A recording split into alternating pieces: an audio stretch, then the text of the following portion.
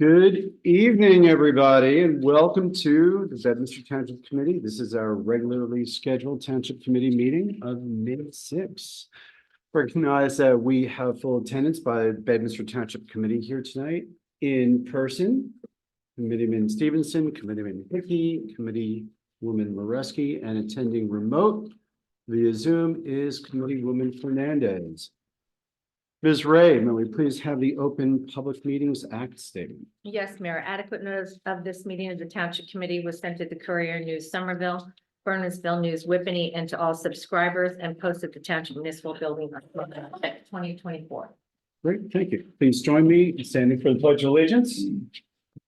I pledge allegiance to the flag of the United States of America and to the republic for which it stands, one nation, under God, indivisible, with liberty and justice for all. Okay, we are in May. It's crazy. This is the time of the meeting that we open up the microphone for public comment. We have a whole host of people out here tonight. Good to see you all. We understand that there's a bit of a presentation and from resident from Southfield. So why don't we start with whoever put this PowerPoint together. Come on up. When you sit down, we're going to ask for your name and street. Sure. Name is Alex Agnoletto. Street is Southfield Drive. Okay. Thank you. Alex. Thank you for your time this evening. I'm joined today by many of our fellow residents on Southfield Drive behind me, as well as my wife and young daughter.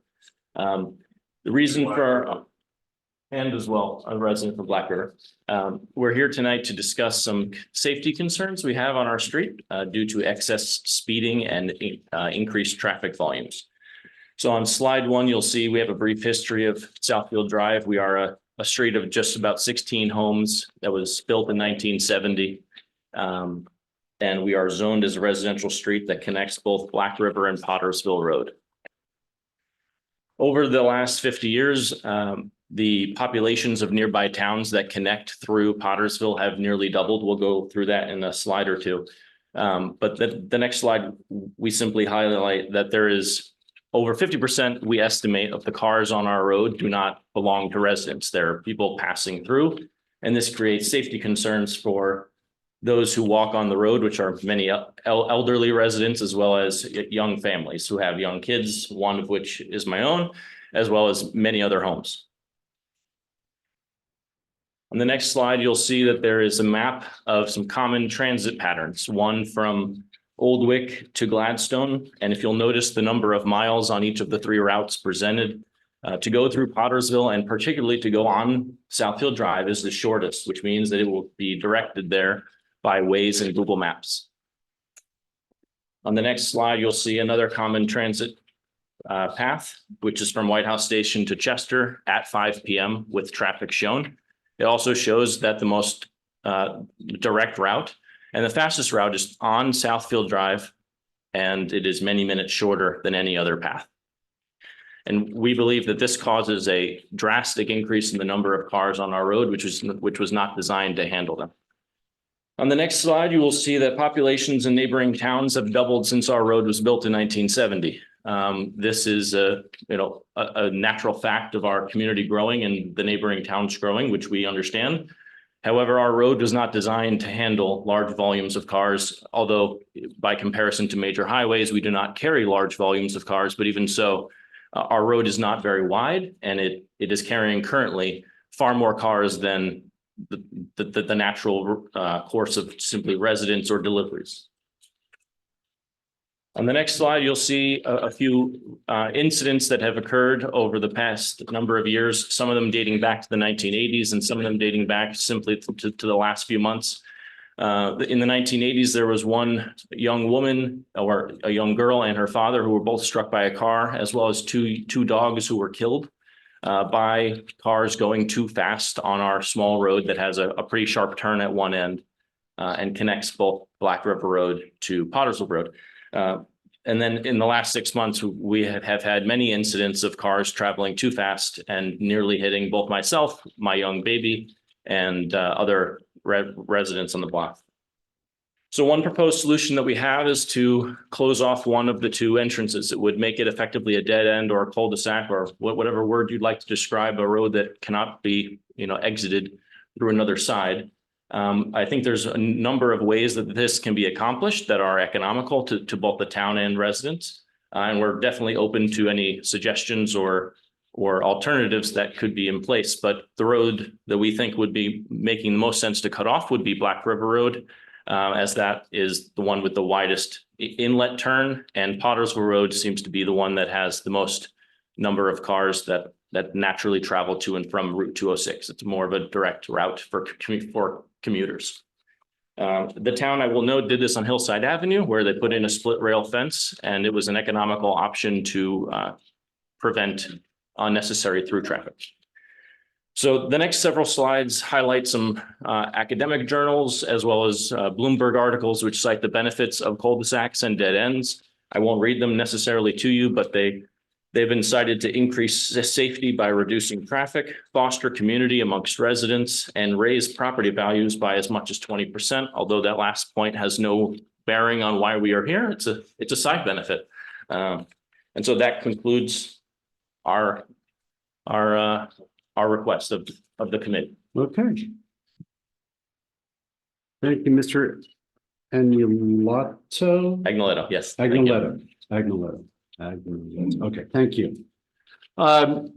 Lieutenant Polito. You're on mute. You're still on mute. Gotcha. There you go. How So are we, everyone, tonight? Lieutenant Polito, good evening. I understand Bedminster PD has put some speed signs up on Southfield, and you've got some reports. I do. We had a sign put up about 10 days ago. It was put up on April 25th. And we ran the report this morning.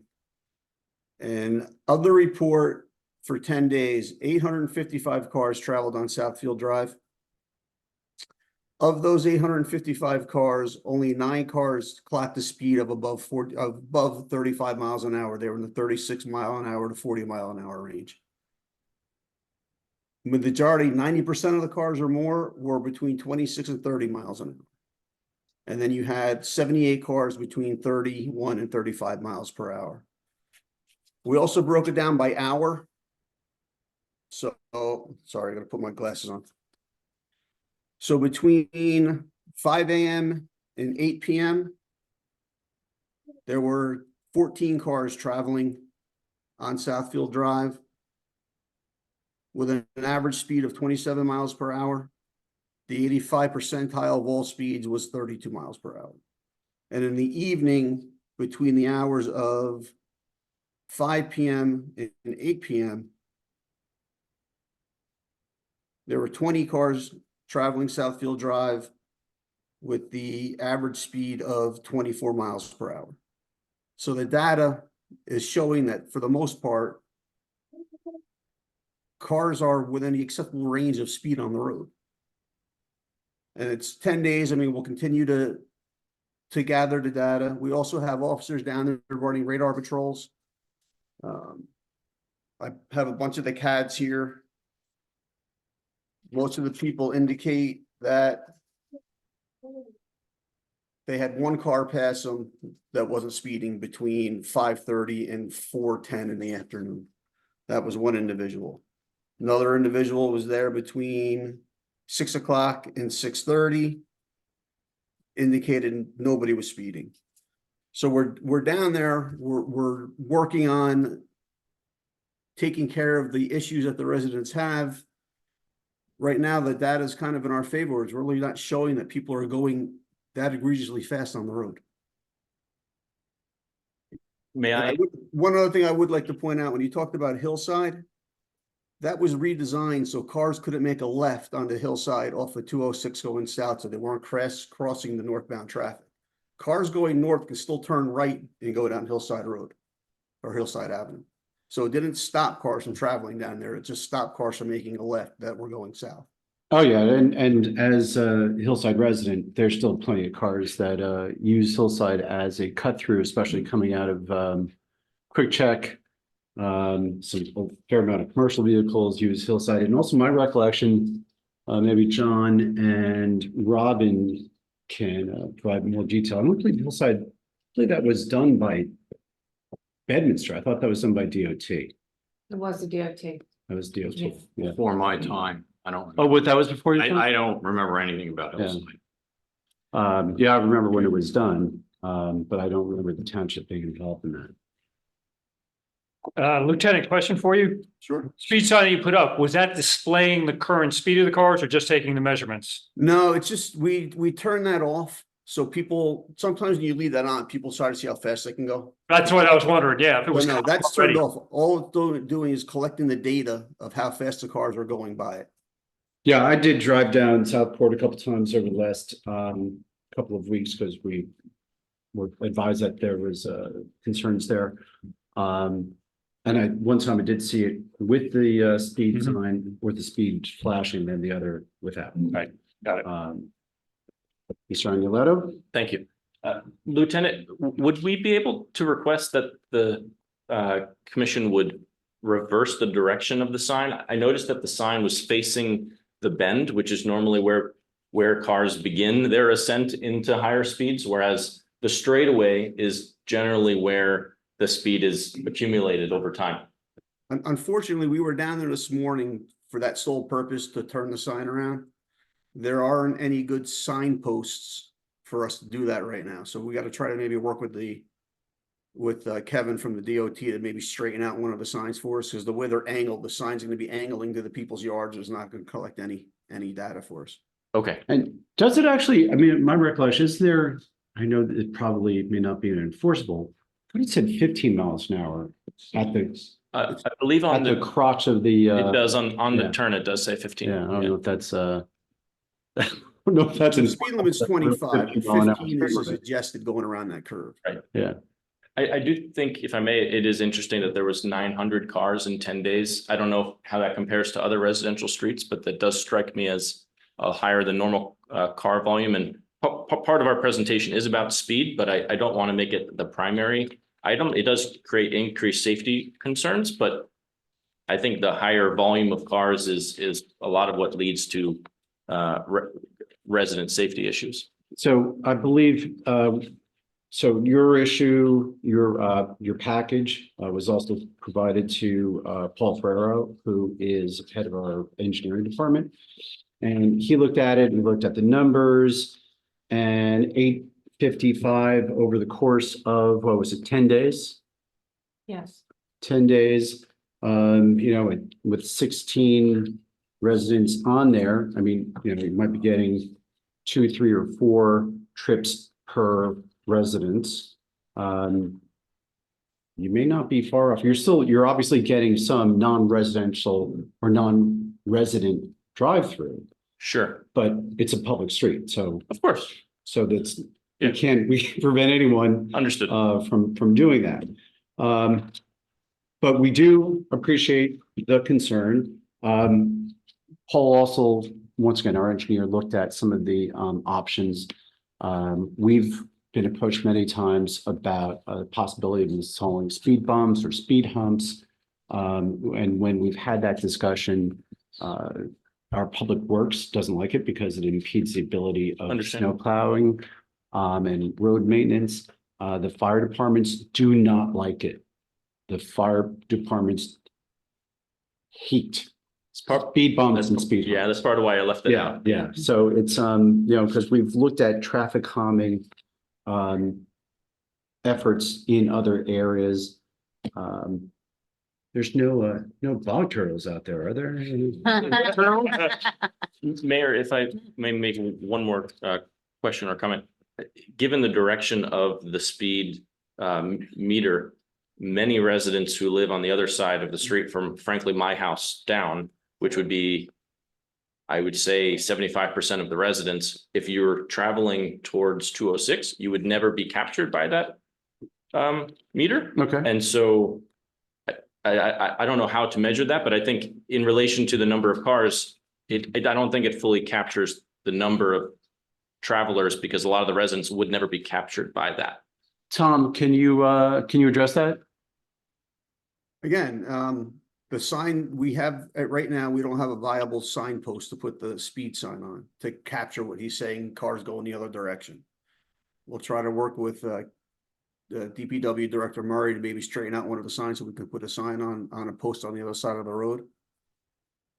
No, so those signs, they do spread a bit, so depending on where it is probably capturing both sides. In the direction that it's facing, for sure, but in the opposite direction where most of the residents live, if they were to make a right to go to the other side of the Southfield entrance, it would I mean, the radar is only facing to the left, whereas if they exit to the right where 75% of the residents live, they can make 10 trips a day, they would never be captured by that radar. I guess one question if I may, or if the data was inconclusive, which it seems as though the committee feels that it could be, would there be any measure where residents alone, regardless of the data's being conclusive, could request that the town either take action via a measure that residents could voluntarily choose to pay for, or some sort of measure where the data was not the primary driver and it was simply the residents' election? Absolutely. And Committeewoman Moreski, I believe I designated you traffic liaison on the issue associated with Black River, and you see the signs up on I have Black seen River. this, yes. So what I'd suggest is, Renee, if you could reach out to Paul Ferraro and Kevin Yep. and Lieutenant Polito, and maybe schedule an opportunity to meet with Mr. Aniletto That'd be great. appreciate and that. talk some of these options through. Cul-de-sac might be a little tough because Understood. that's going to involve taking someone's land. And that's why I use the word dead end Right, and- interchangeably. Yeah. Yeah, and our engineer said that we are not currently allowed to do dead ends because you need a turnaround. So Okay. cul-de-sacs are really the only option that we can Understood. come up with. Okay. Um, I'd be but happy that's to- not to say, just as you're suggesting, that there may be other traffic calming mechanisms Sure. that can be implemented. Right. And I'd rather defer that to the experts with Paul and Kevin, and with certainly consult from Bedminster PD. Okay. I appreciate the committee's time. Did someone raise their hand in the back? Was it the young gentleman? No, you gotta come on up. Also. And you can bring the young gentleman with you as well if you like. That's great. Sure. You got it all dressed up. Bring him front and center. Okay. Nice. Name and street, please. Okay, you first. Name and street, Pottersville, Southfield Drive. Southfield Drive, Southfield Drive. Name? Name? Philly. Philly Pesh and Philip Pesh. Okay. Goodness, we have the same name. Same name.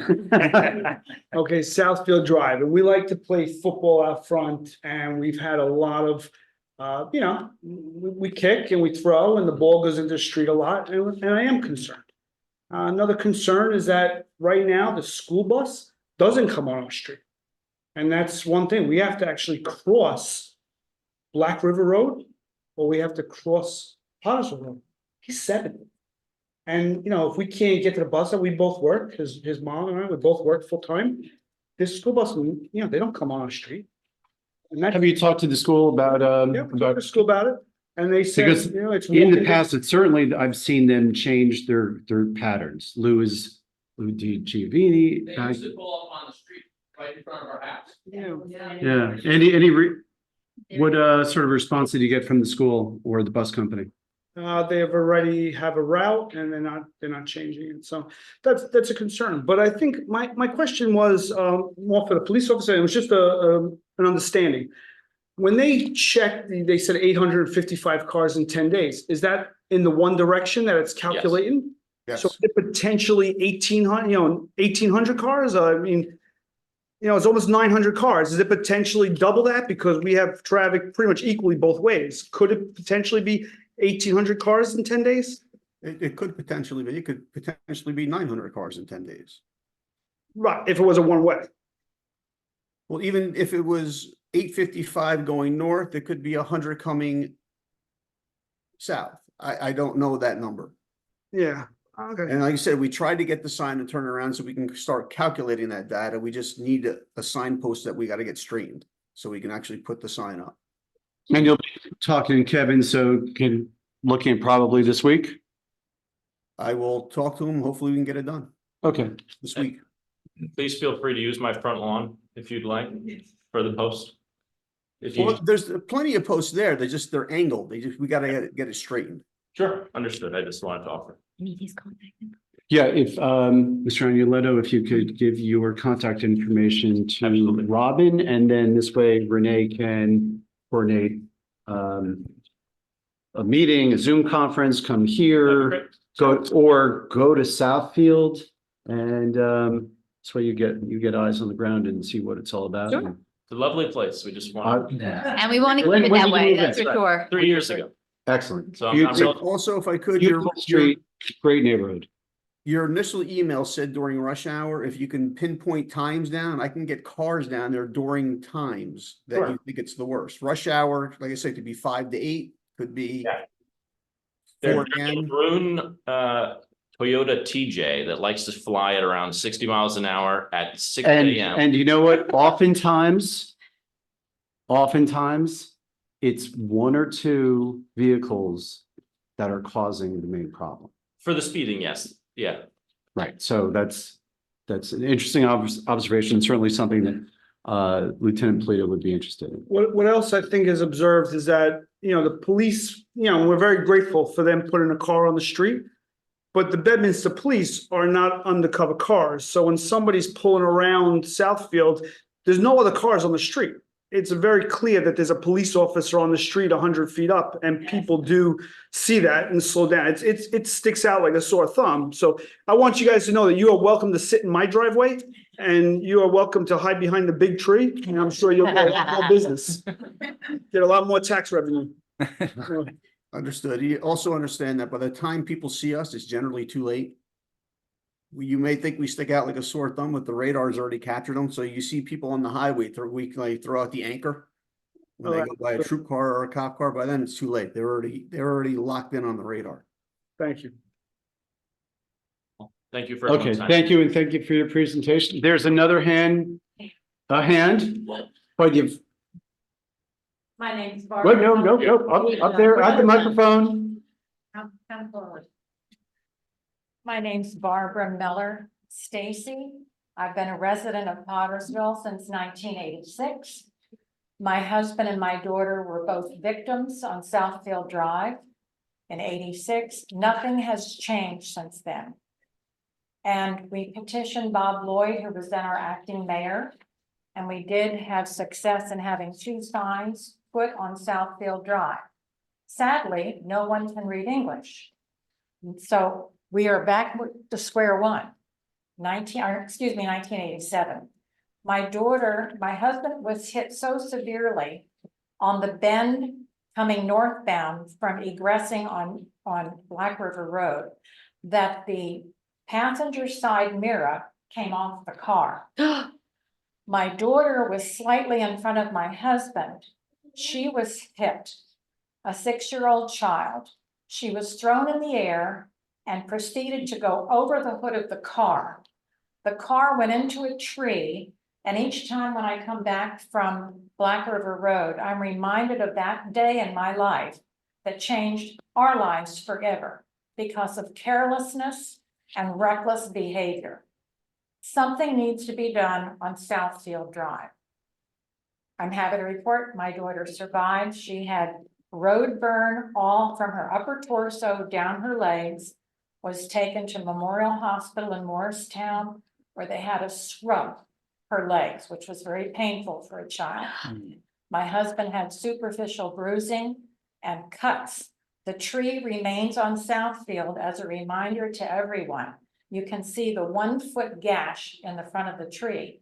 where his car came to rest. So I'm beseeching all of you to please act accordingly. Thank you. Thank you, Ms. Stacy. Mr. Brown, come on up.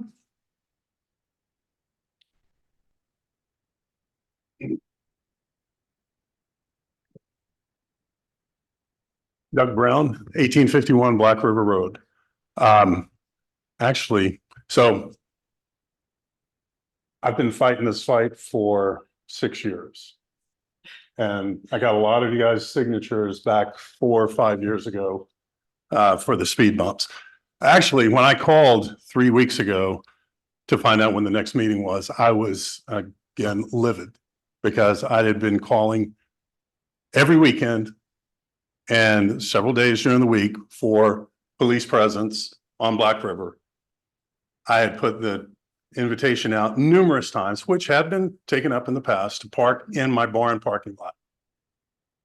I think everybody knows where I am. I'm right in the middle of the S curve, coming into the village southbound and going out of the village. And the motorcycles and the Porsche Club and the Mini Cooper Club use the S turn as a slingshot to get going. The solar signs, for those that are conscientious, it has helped. For those that don't give a crap, all it does is let them know how fast they're going so that they can rip it more.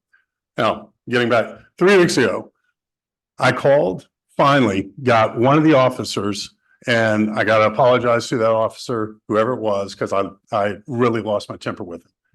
And I have to say, in the last week and a half, there has been fairly regular, and actually the reason I was coming here tonight, I had no idea this was going on. None. Total coincidence. I was coming to actually say thank you to the PD for having some presence in the last week or so, because every time that they're there, I'm seeing 2 to 3 stops. I was literally tonight feeding my grandson front window. I see him nail 2. And what is not present in the data and in the speeding reports are the, sorry, Lieutenant, but there is the effect of they see you and they slow down, because I'll sit and watch them.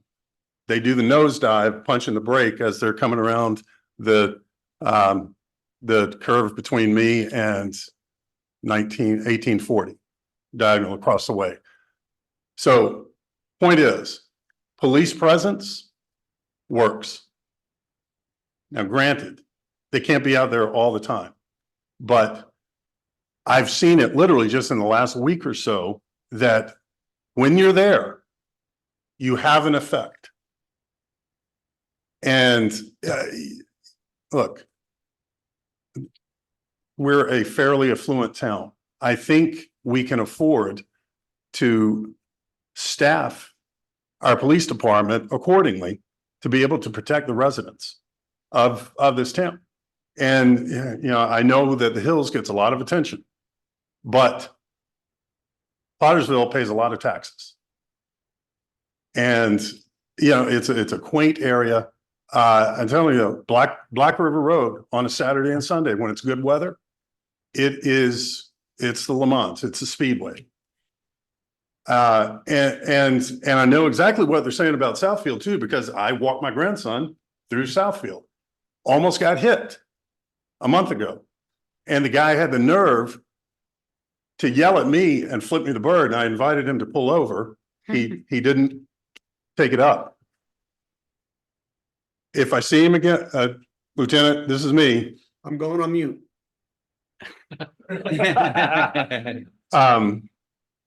But there is a problem. There's a big problem. And also, Lieutenant, what I would ask is, how often is the data from the 2 speed signs pulled and analyzed? Well, I don't know about the one you're talking about on Black River. We didn't pull that one today. I'm just talking about the one we put on Southfield that was up for 10 days. Right. Now, so we just pulled it. Friday we pulled it, and we pulled it again this morning. right. I'm just what I'm asking is, how often is the data from the permanent speed signs pulled and analyzed? For, Definitely don't know. I don't know. I I don't know. get my notebook out and like, okay, 250, there was somebody easily doing 50. And, you know, I don't know what the solution is, but there's got to be a solution because there is a major problem.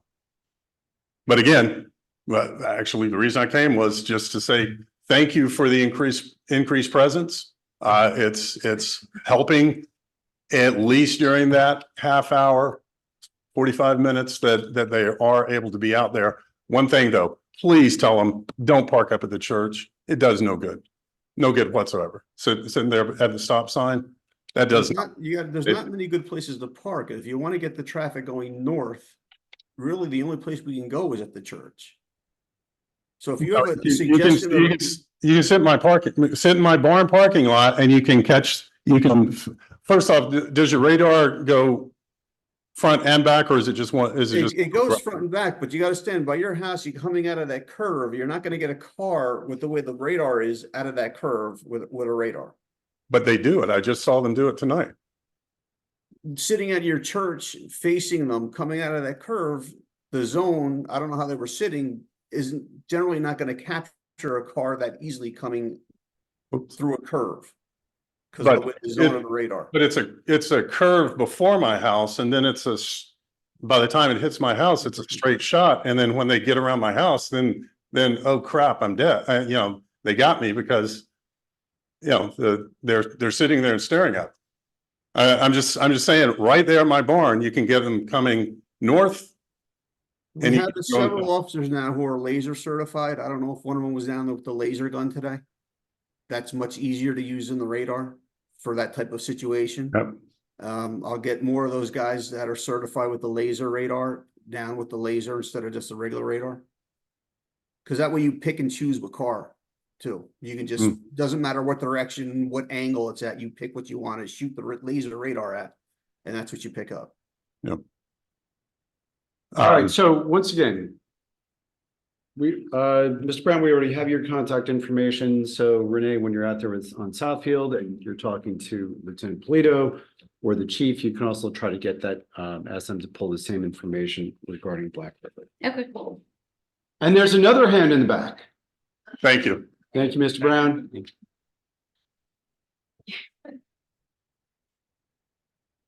And which one of you is presenting tonight? Oh, okay.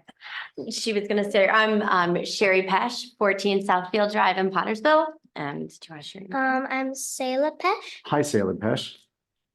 And I just wanted to share a little bit more just about the buses. Our children, as my husband had spoken previously, our kids do have to walk to the bus stop.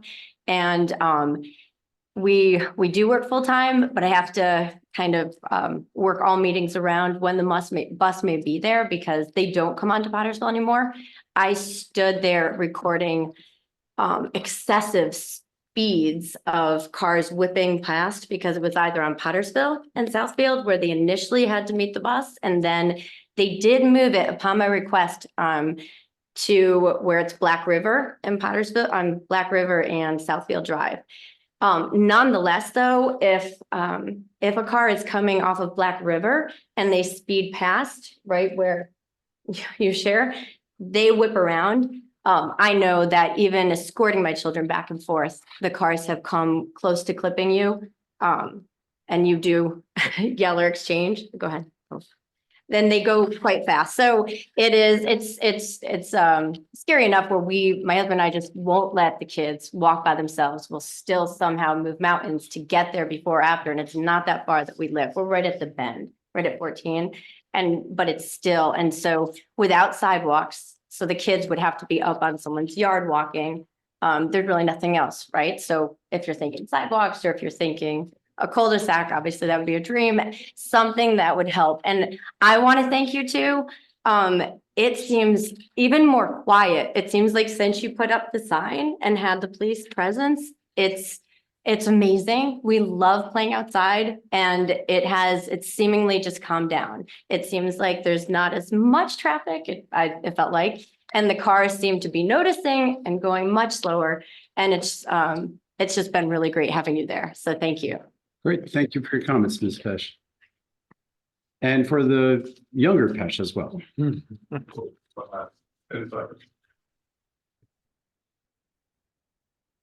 The school bus, major speeder, just saying, I've called the company at least 5 times. This school bus flies, major offender. All right. Thanks.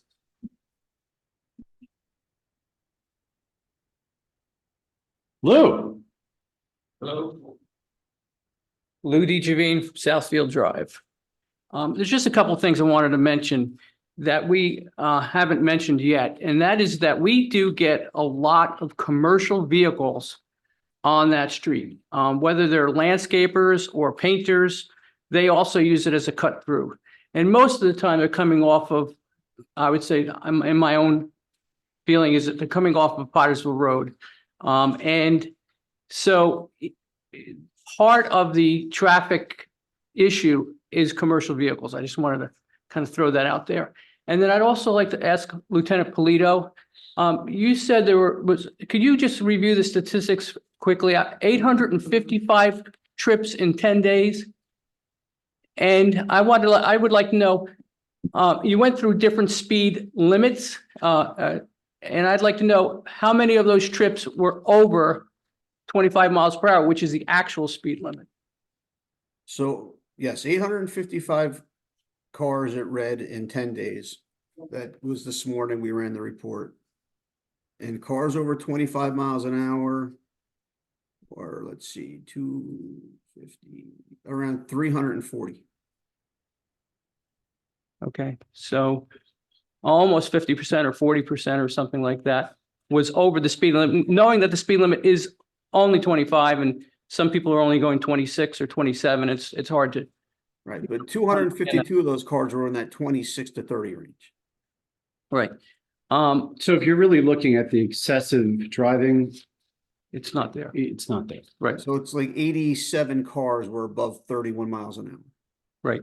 Okay, And the top speed, again, it brackets at 36 to 40. I don't know if it was at 40, if it was at 39, if it was at 36, but there were Okay. 9 cars in that 36 to 40 range.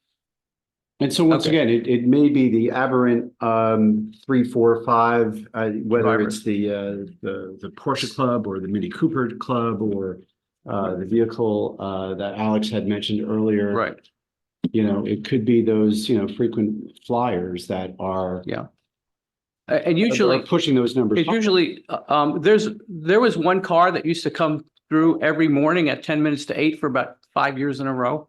So it can be a lot of times it's the same people over and over again. And that's the information and that's the type of detail that we want to get into the hands of Bedminster PD so that Right. they can. It really helps if you can narrow the times down Yeah. for us. It is a big township. We do have limited resources. We have, unfortunately anymore, a lot of stuff going on in the town. So if we can really narrow down the times that we can get our assets, that if it's between 6 PM and 6:30 PM, we can have someone there at that time. Call volume notwithstanding. Because right now they're just picking and choosing when they go down there, and it helps, like you said, to slow stuff down, but it might not be the time frame where these cars are coming through. Correct. So my final point is that I think, traffic curbing methods, whether they be signage or the speed radar signs, I just think that we need to look at it carefully and then implement something that will help on that street and of course on Black River. This is my neighbor Phil. He wants to say something. You'd think maybe he just wanted better view. Thank you. Bill Pesh, Southfield Drive. I did have one more question, or just clarification. There is an empty lot at the top of Southfield by Pottersville Road. And if this person was amenable to giving up a little bit of their property, maybe they get a little break on their taxes or something like this, and they were willing to give some of that property, would that be a more chance of getting a cul-de-sac at that top? I'd have to, you know what, we're not in position to go through that. That's really where we need to hear from our engineer and DPW. But certainly anything that eliminates some of those obstacles. That's probably a good thing. Okay. But once again, I think the proper form is Committeewoman Moreski with our engineer. Our engineers keeps his hours on Thursday afternoons. So maybe that would be a good time. And Tom, if you could be available at the same time. And Robin, reach out to Kevin as well. And guys, if you could, call me with more specific times or better times, like I said, I'm more than happy to get guys down there to help out with this, but it really helps if you can narrow the timeframes down. Thank you all. Okay, thank you. Thank you. Thank you. And that date is. You again? Because to answer that specific, the data is there. It's in the science, especially for Black River, pull the data and it's going to show you when that volume is. Yes, it's going to show you the volume. And it's going to show you the speed. Germane to Southfield, may be less relevant, but both issues are obviously a concern for us. Thank you, Mr. Brown. Still public comment. Your hand is up, Mr. Roden.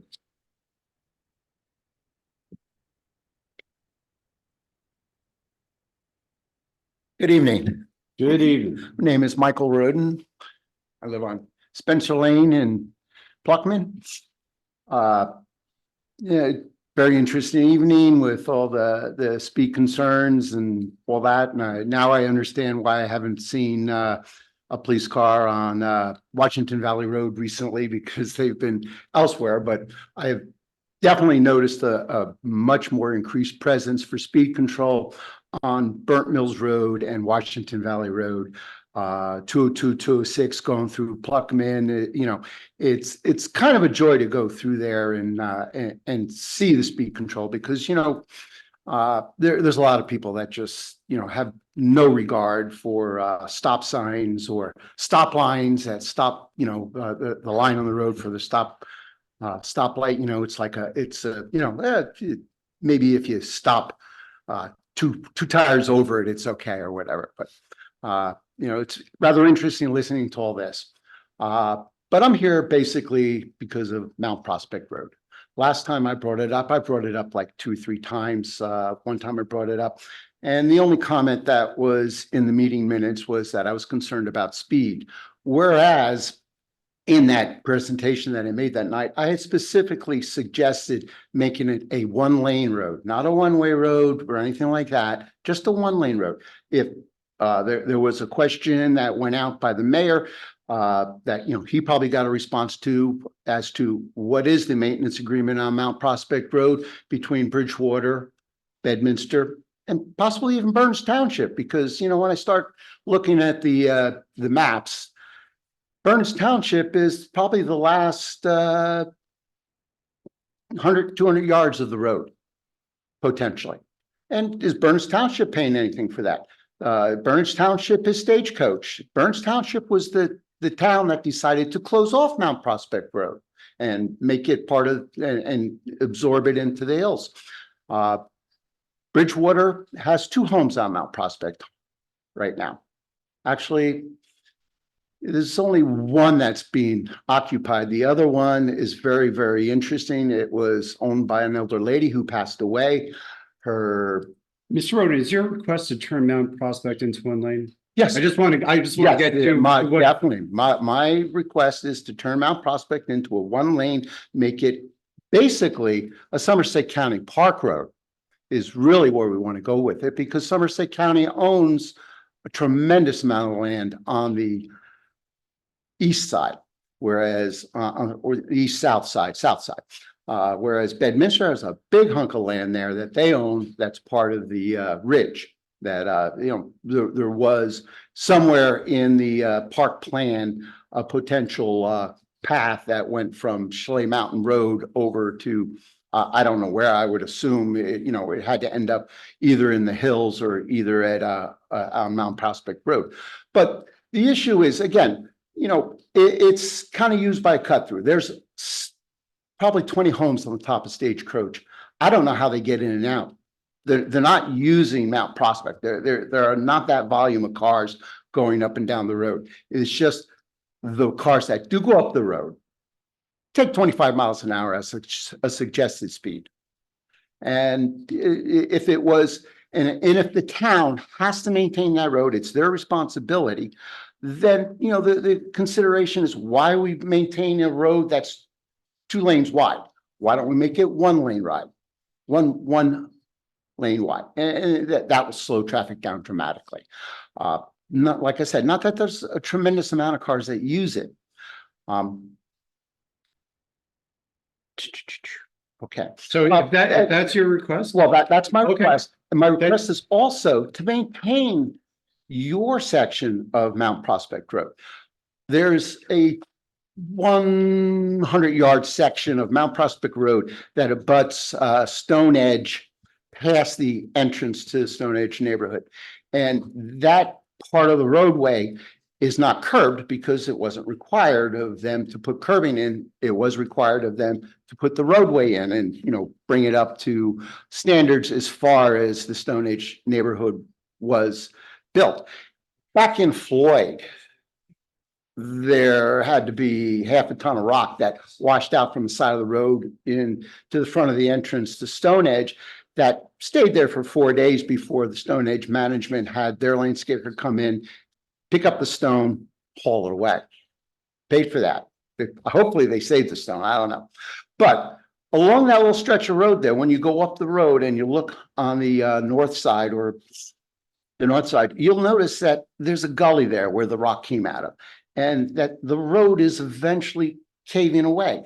And to me, it's a simple solution of throwing some stone back in there, running a truck tire over so it compacts it. I mean, I'm not looking for you to go out and, you know, do the bid 112 things. I'm just we will looking for, relay, I'm just looking for we will maintenance. relay that to Kevin Murray, DPW.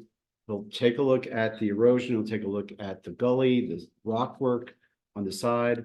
Leave it to Kevin to make recommendations regarding the erosion over there on the road and the stone.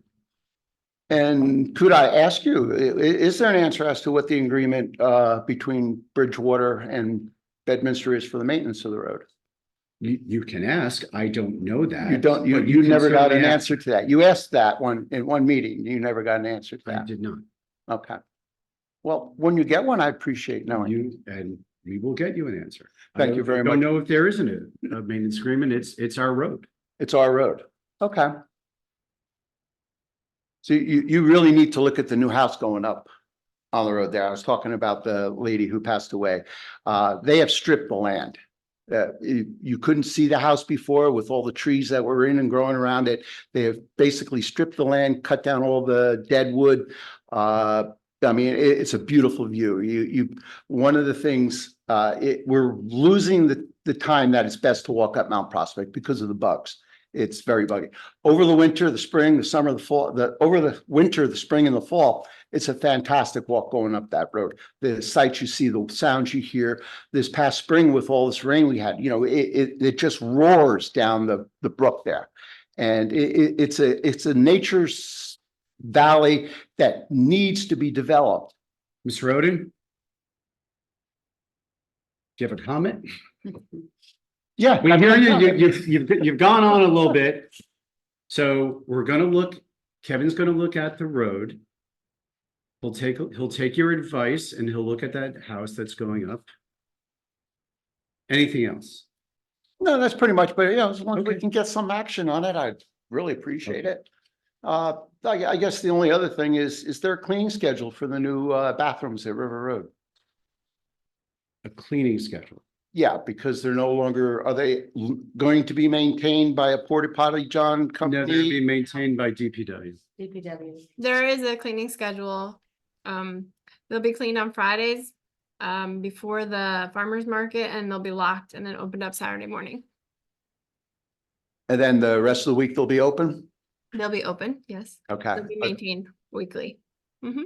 So Friday morning is a cleaning schedule for You're talking about specifically about the one by the dog park? both of them.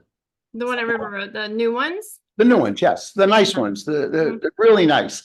They're dirty already. Yes. And they'll be monitored by camera, I think, outside, so.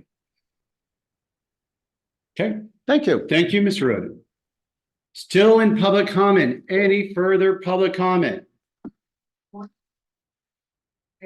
Coming up, Ms. Pesh? Are you bringing both of them now?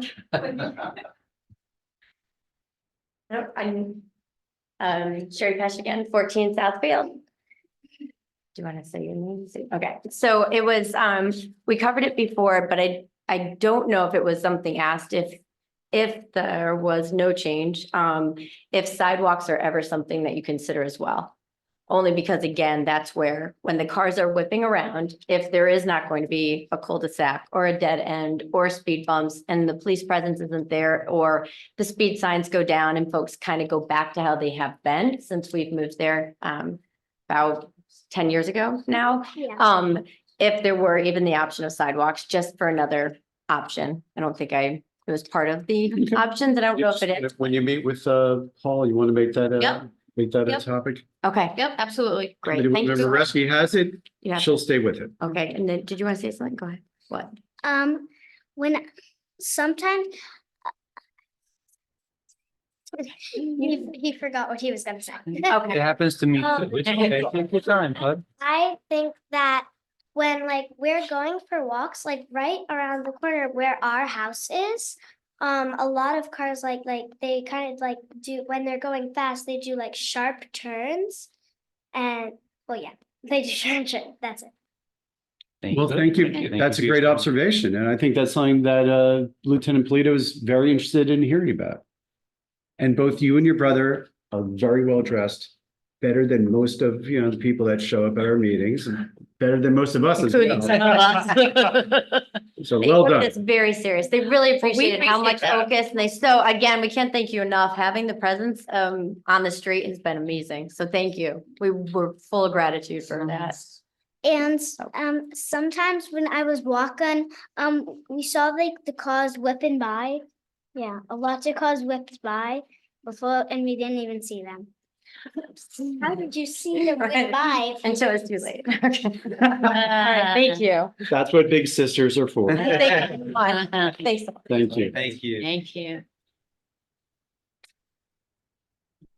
Still public comment? Seeing none, we will move on with the rest of the meeting, and thank you everyone who showed up and made their public Thank you, comment tonight. guys. Thank you. We'll be in touch. We have one set of meeting minutes to approve. Oh, I should wait before, Robin, anyone on Zoom for public comment? No, Mayor. Okay. We have one set of meeting minutes to approve. That's the Township Committee meeting of April 15th.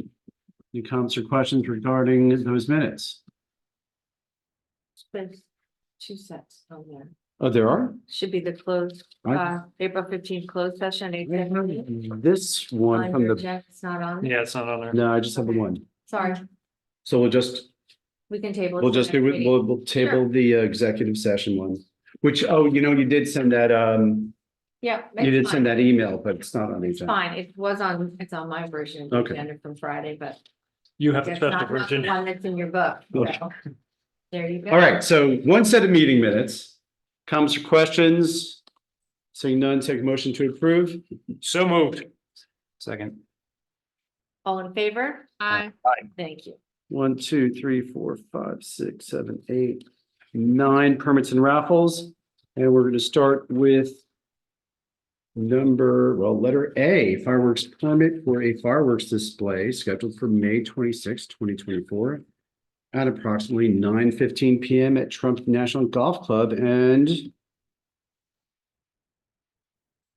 Chief and the fire department's gone through the fireworks Yes, they have. permit. Everything is fine. Yes, and Rob Totten is here. And from Rob Trump Totten National. from Trump National is here if there's any questions regarding the fireworks display for May 26th. And is that for Memorial Day, from the Memorial Day weekend, or is that for a special event?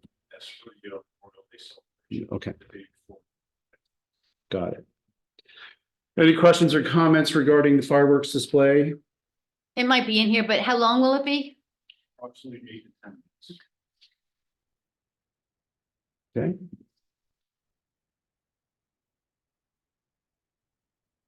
If there's no further questions or comments, we'll take fireworks permit for May 26th individually. And I'll take a motion to approve. So moved. Second. All in favor? Aye. Thank you. Thank you, Mr. Totten. Thank you. Thank you. Next is the annual seasonal farm market permit for Reckless Town Farm Distillery at the Bedminster Farmers Market, beginning May 25, going through December 7th. This is actually a new and additional distiller that's coming to the farmers market. Next, a social fair permit to benefit the Essex Horse Trials on June 1, 2024 from 5 to 8 p.m. at the U.S. Equestrian Team Foundation, 1 Schoolhouse Lane, Bedminster. That's up at Hamilton Farm Golf Club. Next is an on-premise merchandise raffle to benefit Hunterdon Healthcare Foundation on June 18 from 8 a.m. to 5 p.m. at Fiddler's Elbow Country Club. Next is an off-premise merchandise raffle to benefit Hunterdon Healthcare Foundation on June 18, 2024 from 8 a.m. to 5 p.m. located at Fiddler's Elbow Country Club. And then an off-premise 50/50 raffle to benefit Preschool Advantage on June 25, 2024 at 7 p.m. located at Hamilton Farms Golf Club.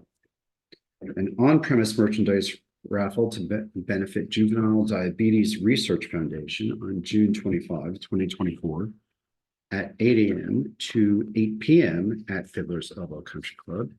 An on-premise 50/50 raffle to benefit Juvenile Diabetes Research Foundation on June 25, 2024 at 8 a.m. to 8 p.m. at Fiddler's Elbow Country Club. And last is a golf hole-in-one contest to benefit Juvenile Diabetes Research Foundation on June 25, 2024, 8 a.m. to 8 p.m. at Fiddler's Elbow Country Club. Questions or comments regarding any of those permits, raffles, or contests? Seeing none, take a motion to approve. So moved. Second. Second. All in favor? Aye. Thank you. Monthly report discussion by subcommittee chair. Itchy Committeeman Stevenson. Thank you, Mayor. Good evening, everybody.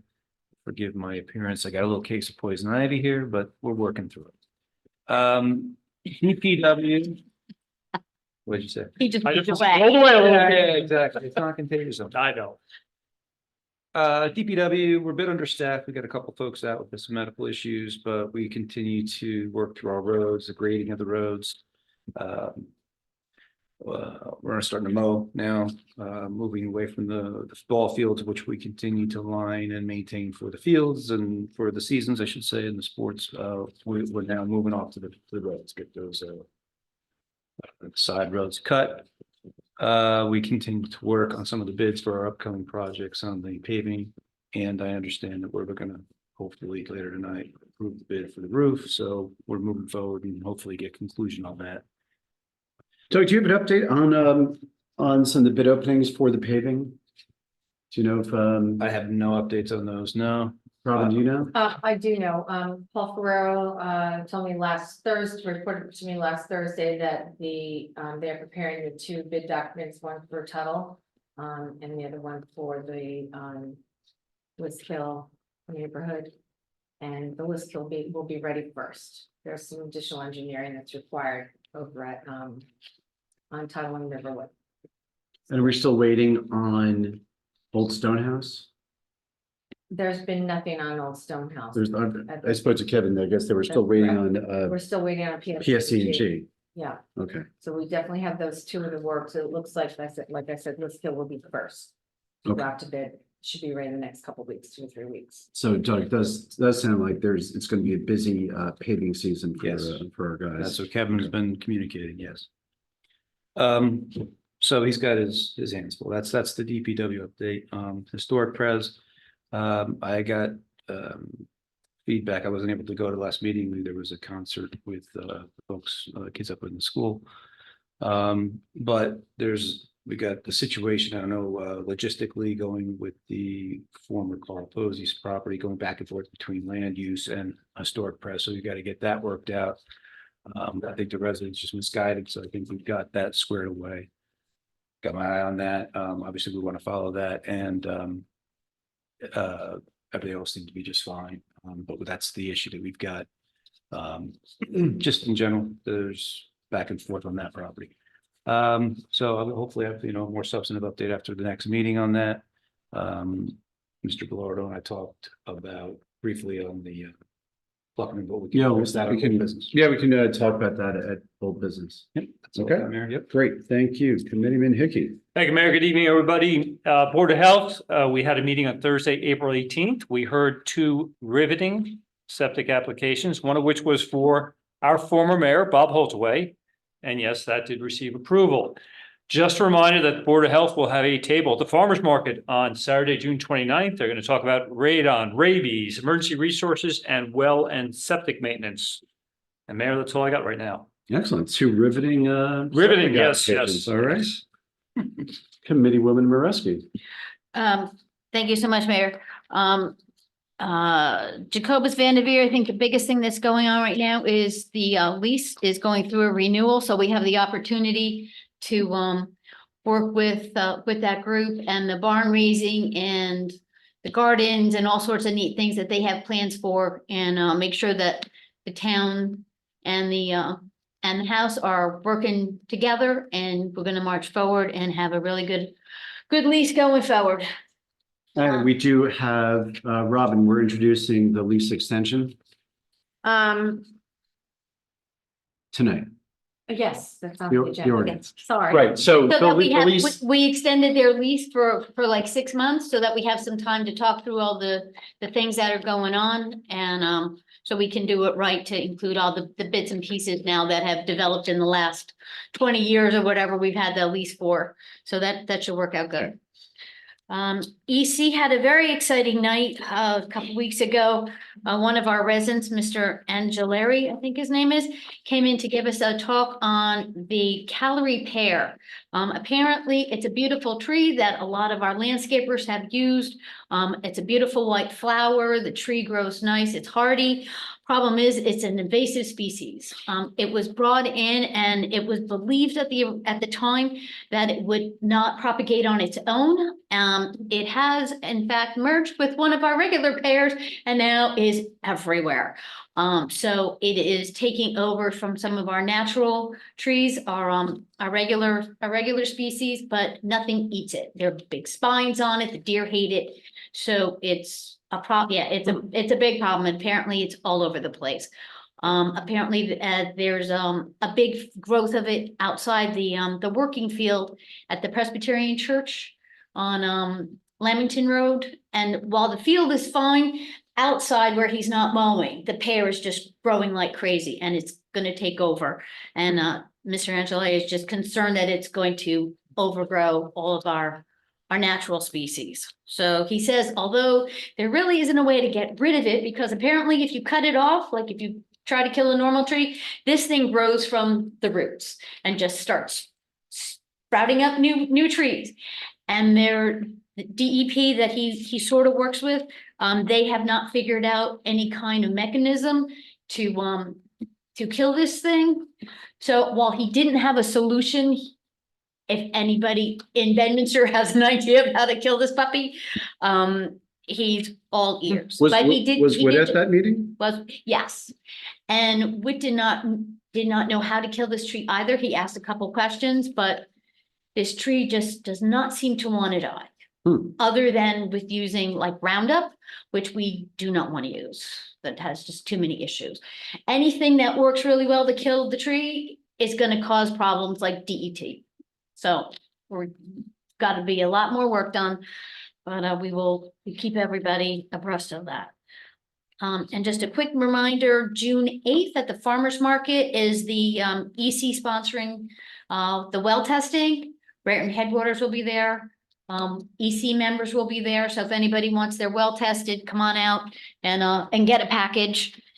And that's all I have for now. Okay, thank you.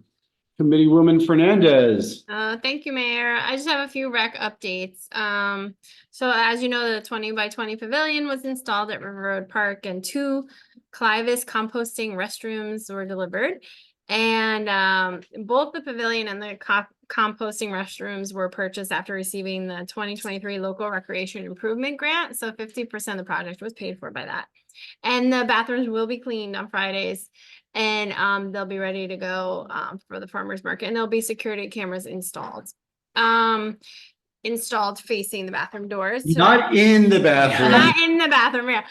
not in the bathroom, so to be clear. I need to clarify that, just for security reasons, no vandalism or anything else, for any security reasons.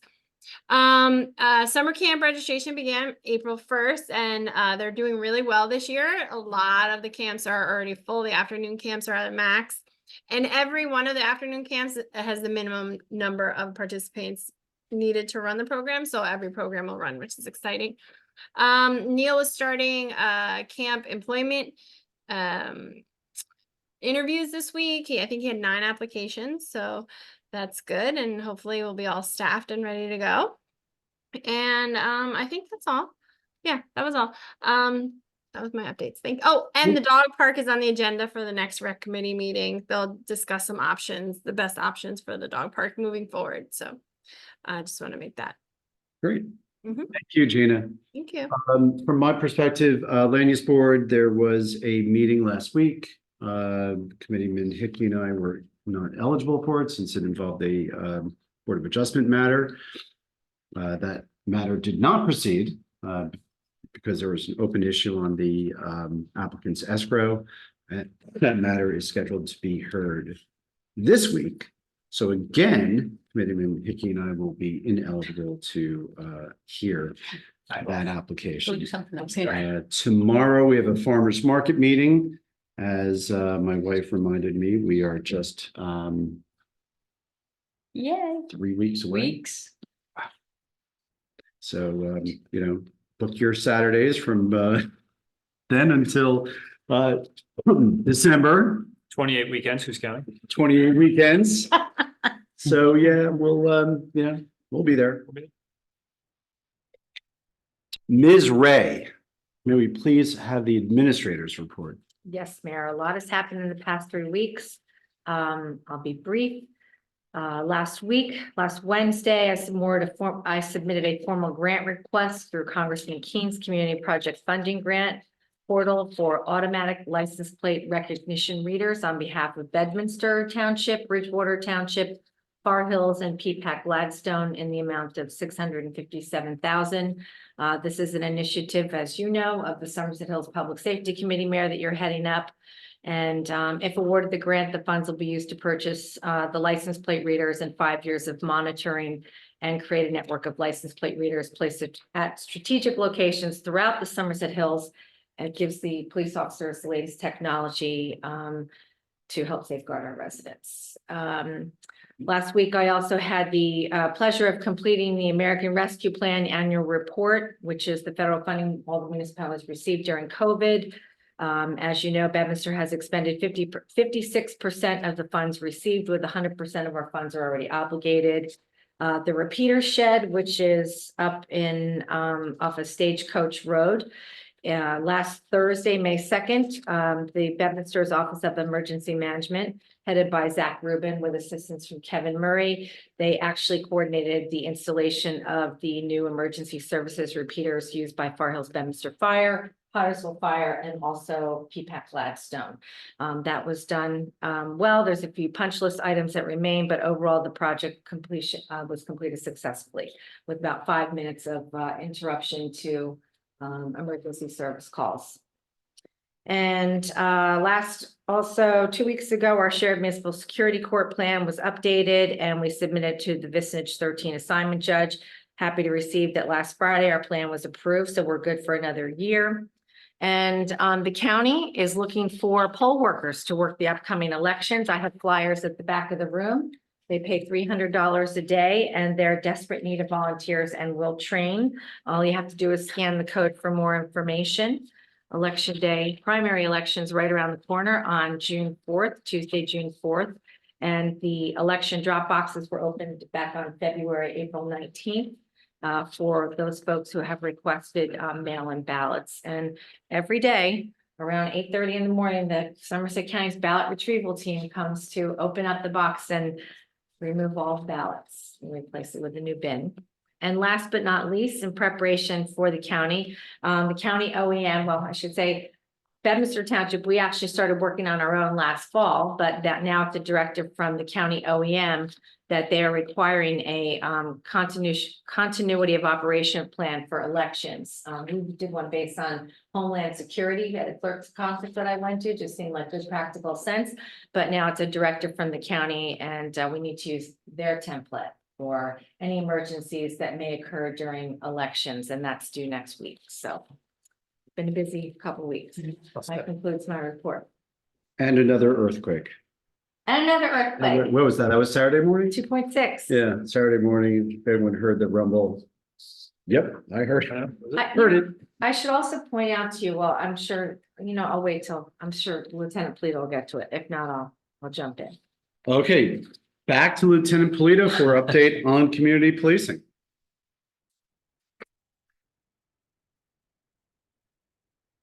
Sorry, I was on the phone with the chief. Sure. It's got to be his bedtime right about now. Just got done with his 87 softball game or baseball game, he said. Oh, gosh. So you were looking for what, Mayor? Sorry. Update on community policing. Update on community policing. We've got the youth police week we're working on. We got the National Night Out. That's going to be a collaboration with us, PPAC and Far Hills. Those are all in the works. And we've got the Operation Blue Angel. Operation Blue Angel is up and we're working on a program, I believe it's called OWL, which deals with, senior citizens and getting them on a list if they need just someone to talk to. We just stop by, say hi, see how they're doing. And then the lock boxes for, I believe that one's Blue Angel. For, again, generally disabled, elderly who can't get to the door for medical emergencies, they put a key in the lockbox. We have a code, that way we can get into the house if we need be. My mother-in-law had one, she's in Scranton, Pennsylvania, and it makes us feel good that we know that we can't get there for a couple hours, that the local police can get to her in a heartbeat. And it makes us feel good because we don't have to break a door or break a window. Oh, yes. That's great. So Tom, I just want to add, there's a whole packet in your binders of all the programs that the police department has put together, and they posted all of these on their website. This is just a synopsis of, all the different programs that they've put together and actually articulated for the public, so. Right, and Tom, has there been any takers on well, maybe you guys can tell or not if anyone's hitting the link on the home security self-assessment? I don't know if anybody, the chief actually would have that access if he's hitting the link. All right, So I'm not sure if anybody next is. time. Once again, and Robin, if there's anything that we can do, certainly we've got the Bedminster Police Department social media, but we're also using the town social media as well to promote these programs. Absolutely. Okay. Thank you, Tom. Let's head to ordinances. We have two ordinances to introduce tonight. First one is ordinance 2024-004, which would amend chapter 3-19, property maintenance of the Township of Bedminster general ordinances. If introduced tonight, the public hearing would be scheduled for May 7 p.m. And so let me quickly turn to John Blaro just to give a description of what we're doing with this ordinance 2024-004.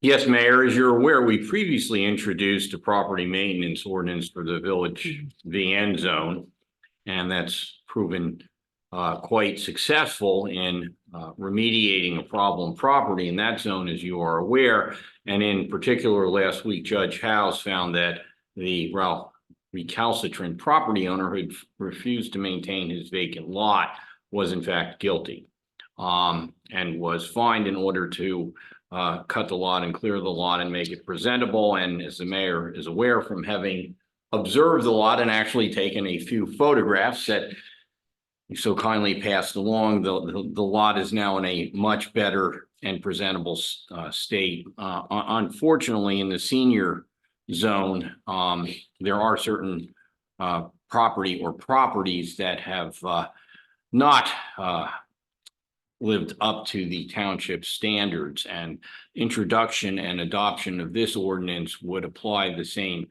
maintenance standards in the VN zone to the senior zone and allow the township more flexibility in the future in bringing certain properties into compliance with the standards that should exist there and for the residents that live there.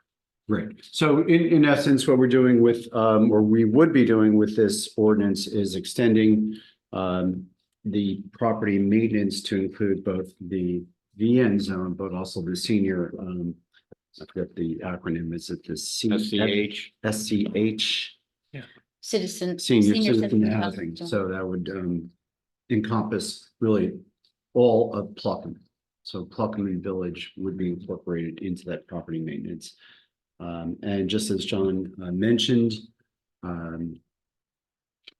not only did Judge Howes find in favor of the town, but one of the defense thrown out by the I guess violator was declaring that the statute, I'm sorry, our ordinance was invalid and unconstitutional. And Judge Howes said, no, the ordinance is perfectly fine and enforceable.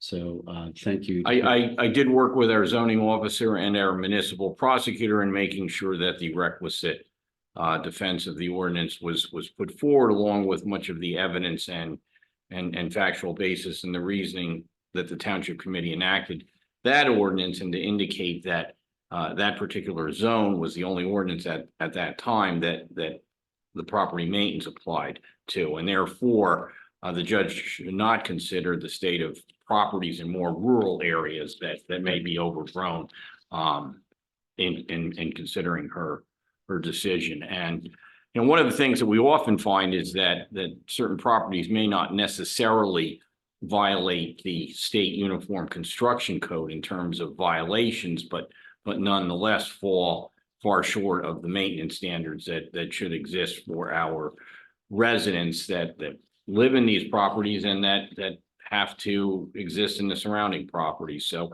this is going to give us an added tool to work with that was previously lacking in the senior zone. Great. Thank you, John, once again, and thank you for coordinating with Zuzana, our zoning official, and with the municipal prosecutor. Both of whom did an excellent job in court. Great. There's no further questions. I'll take a motion to introduce ordinance number 2024-004. So moved. Second. Roll call vote, please. Mr. Stevenson, Aye. Mr. Hickey, Aye. Ms. Moreski, Aye. Ms. Fernandez, Aye. and Mayor Jacobs. Aye. Thank you. And with the introduction of that ordinance, the public hearing will be scheduled for May 20, 2024, 7 o'clock. Next is ordinance number 2024-005. This is once again an introduction, and this would authorize the temporary extension of the lease with the Friends of the Jacobus Vanderveer House through October 21, 2024. So just as we mentioned, we've started discussions with the JVH, the Friends of the JVH, to extend the lease. There's a couple issues that we want to consider, certainly from the township's perspective of our expectations for the lease, and certain elements that we know that the JVH friends are going to want to have for their expectations in working with Bedminster Township as well. So it just seems to me that we're not going to get a lease done in a couple of weeks. So what I'm proposing is that we do a temporary extension of the lease through October. This gives us time to work through the issues that we want to see in a lease, gives certainly some time for us to meet with the Friends of the JVH and incorporate everyone's comments and put the JVH lease back in good shape for, once again, what we have today and what we want to see become of the JVH and its operation. There's no further questions or comments. I'll take a motion to introduce ordinance 2024-005. So moved. Second. Roll call vote, please. Mr. Stevenson, Aye. Mr. Hickey, Aye. Ms. Moreski? Aye.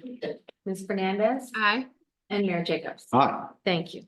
Okay, we have public hearing for two ordinances. The first is ordinance 2024-002 to amend chapter 13.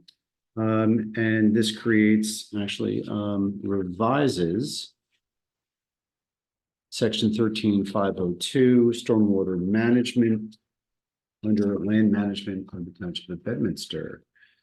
Take motion to open the public hearing for ordinance 2024-002. So moved. Second. All in favor? Aye. Okay, so this ordinance is, I'd like to say that, we've got some discretion or consideration, but we really don't. So this is an ordinance that's being imposed on all municipalities under the stormwater permit that we have with New Jersey DEP. And there are certain obligations that DEP is imposing on the municipalities. This ordinance is one of those, and it reflects certain requirements that we have to do regarding our regulation of projects within town and also our management of our own stormwater system. Robin, you have anything to add to that description? Other than this just replaces that entire section in its entirety. Yeah. So it's not just revising, it's completely replacing Correct. 13-502.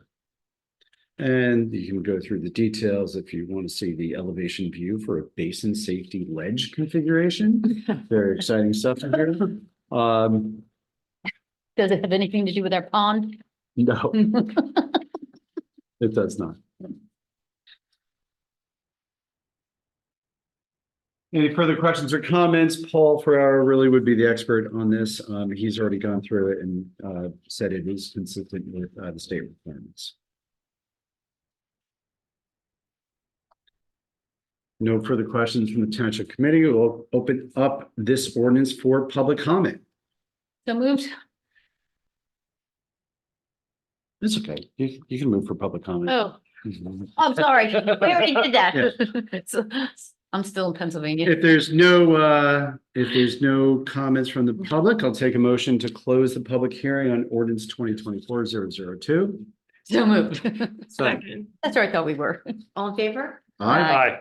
And now I'll take a motion to approve ordinance number 2024-002. So moved. Second. Roll call vote, please. Mr. Stevenson? Aye. Mr. Hickey? Aye. Ms. Moreski? Aye. Ms. Fernandez? Aye. And Mayor Jacobs? Aye. Thank you. Our next ordinance is ordinance number 2024-003. This is an ordinance to exceed the municipal budget appropriation limits and to establish a cap bank. Take a motion to open the public hearing for ordinance number 2024-003. So moved. Second. I'm sorry.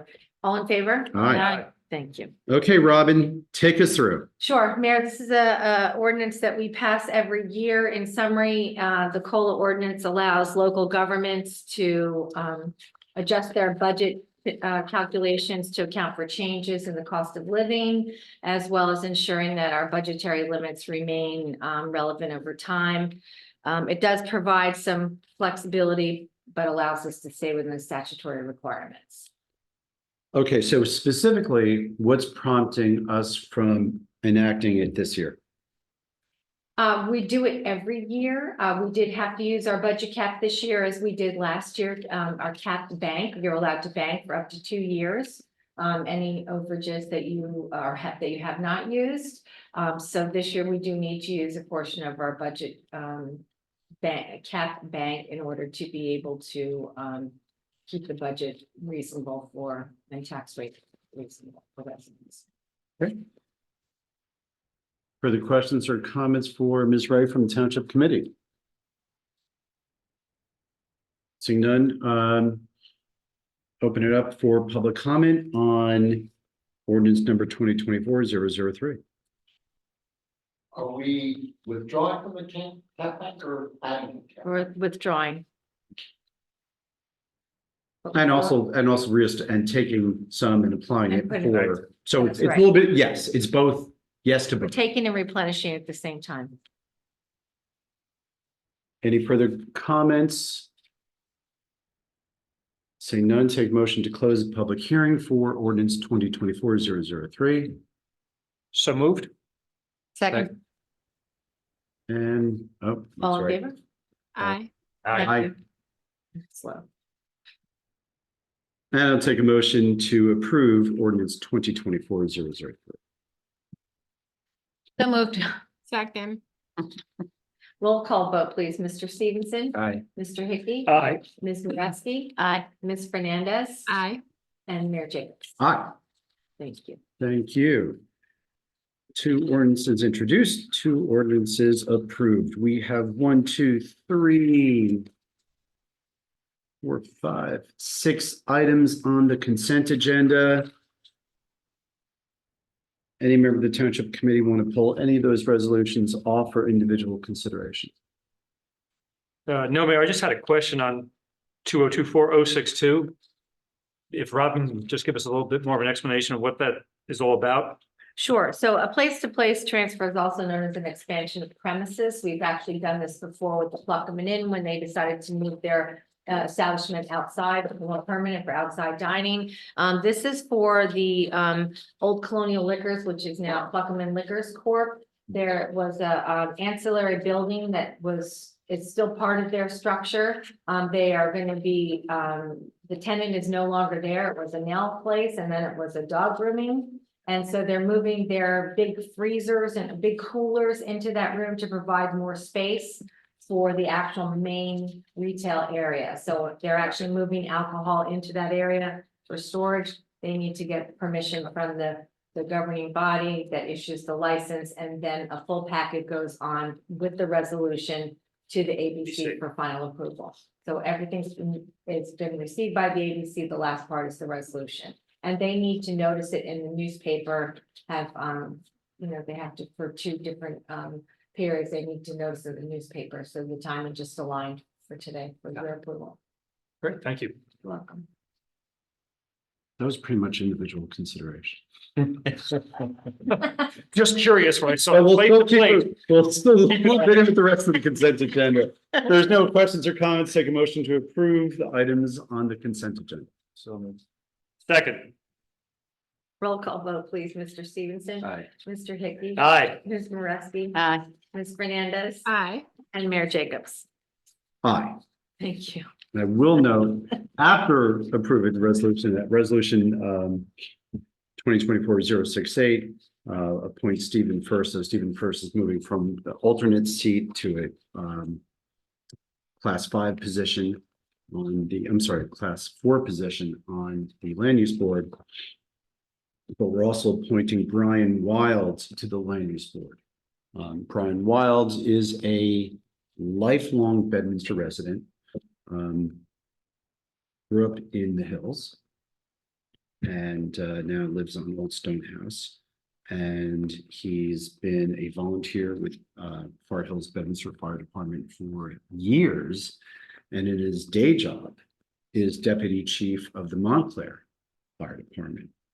Brian knows this town as well, probably better than most. And I think he's going to be a terrific addition to land use board. So just making note of his appointment. Resolutions for individual consideration. Resolution number 2024-058 authorizes the Environmental Commission to submit a grant application to the Association of New Jersey Environmental Commissions for the fiscal year 2024 Open Space Stewardship Grant. Ms. Ray. What are they applying for?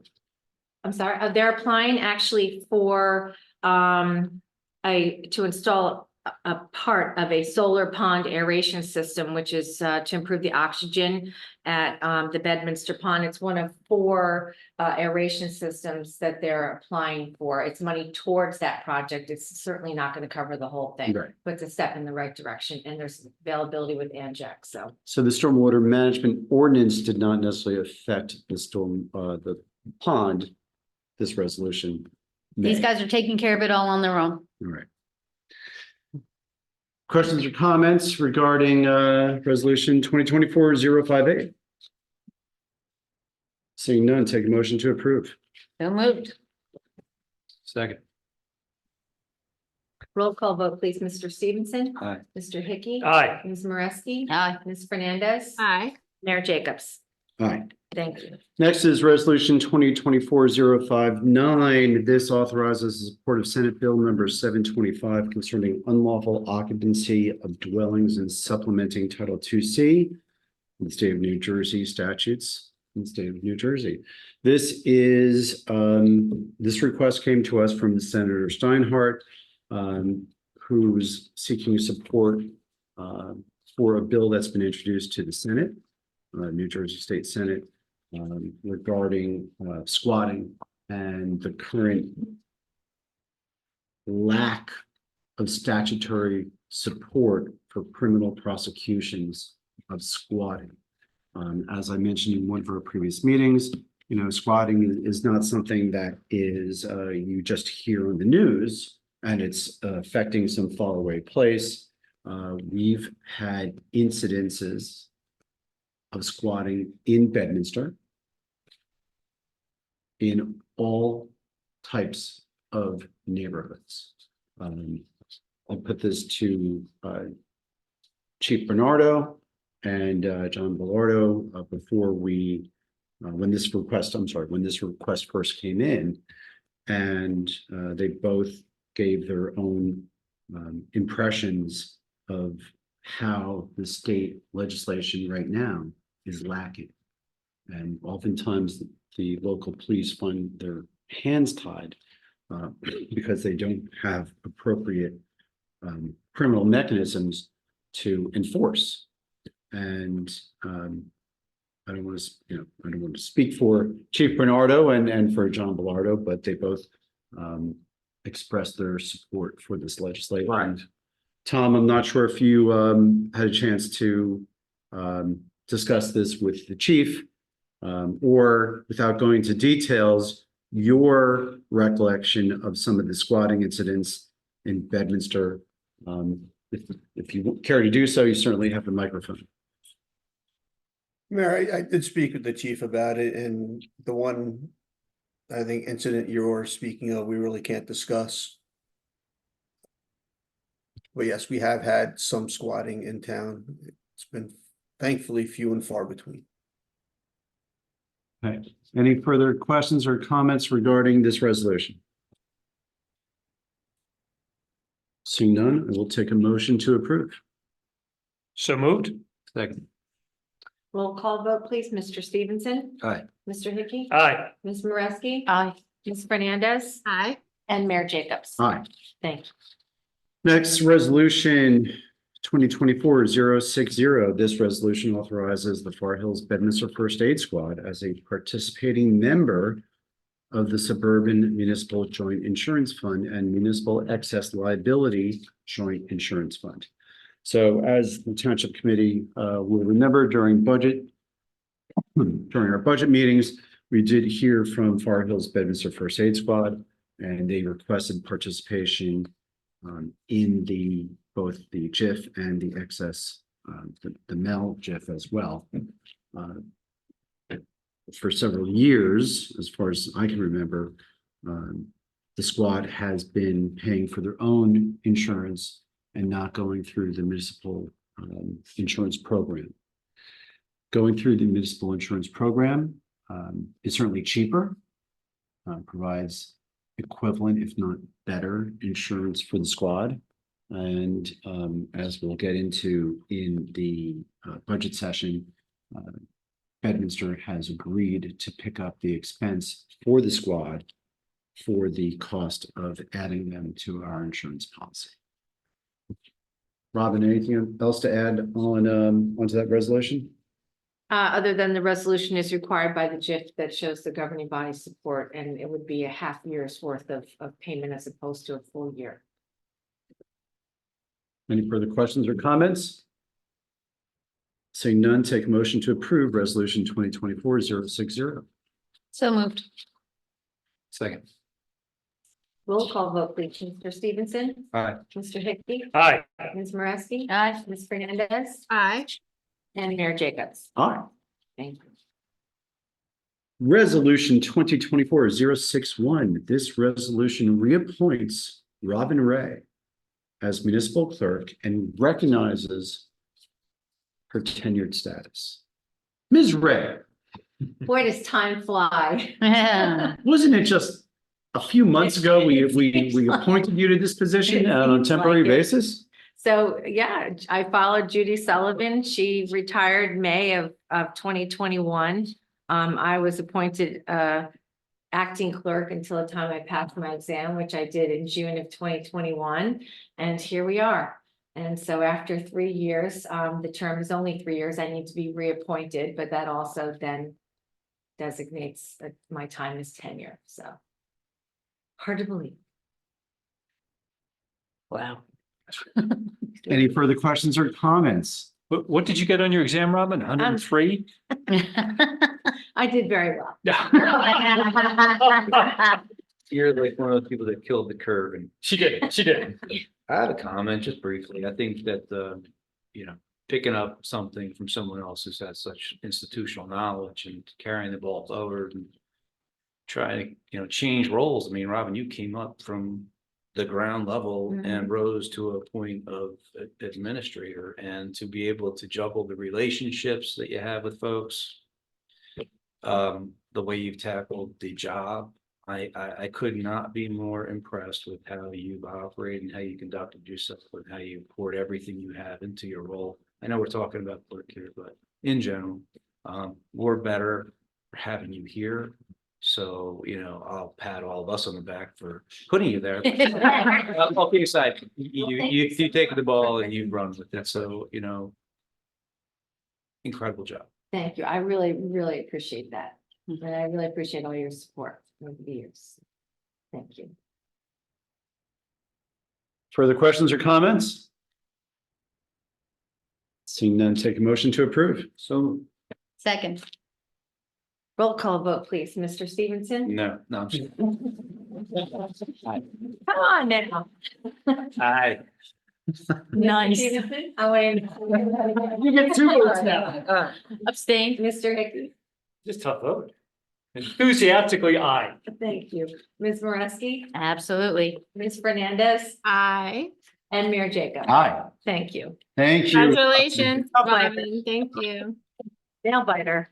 Robin actually saves you legal fees because many of the ordinances and resolutions, Robin will actually do. Some of them I'll review, but a lot of clerks, administrators can't do that. But Robin is so intelligent that she does. So she's not only a great clerk and administrator, but she's saving the residents' tax dollars in terms of less legal fees. I don't know if that's good or bad as far as you're concerned. That's called an admission in our business. Is he asking for a bonus? Maybe we'll give her a JD degree. There you go. Become town attorney one day. Oh, no, then we'll lose her as clerk. Forget it. Nope. Well, thank you. Next is resolution 2024-067. This resolution authorizes participation of Bedminster Township in the state development and redevelopment plan cross acceptance process. So this resolution, the state is going through every few years, they go through the cross acceptance plan with the state master plan.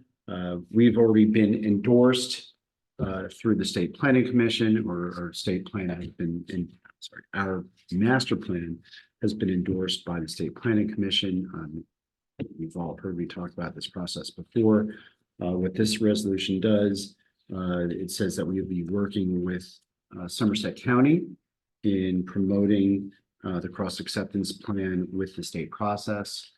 We had some opportunities to have the Highlands Commission act as our consultant or working with Bedminster, but our relationship with the Somerset County Planning Department, they've taken us through this process before, and certainly were with us arm in arm, hand in hand through the state master. Through the municipal master plan endorsement. It just seems natural to go with the county for the cross acceptance plan. So that's all this resolution does. Any further questions or comments? One quick one, Mayor. I just noticed on the draft reso, there's a blank in paragraph 2. Were we planning on filling that in or? is it- So on the final signed Filled in. version, Okay. I'll explain that.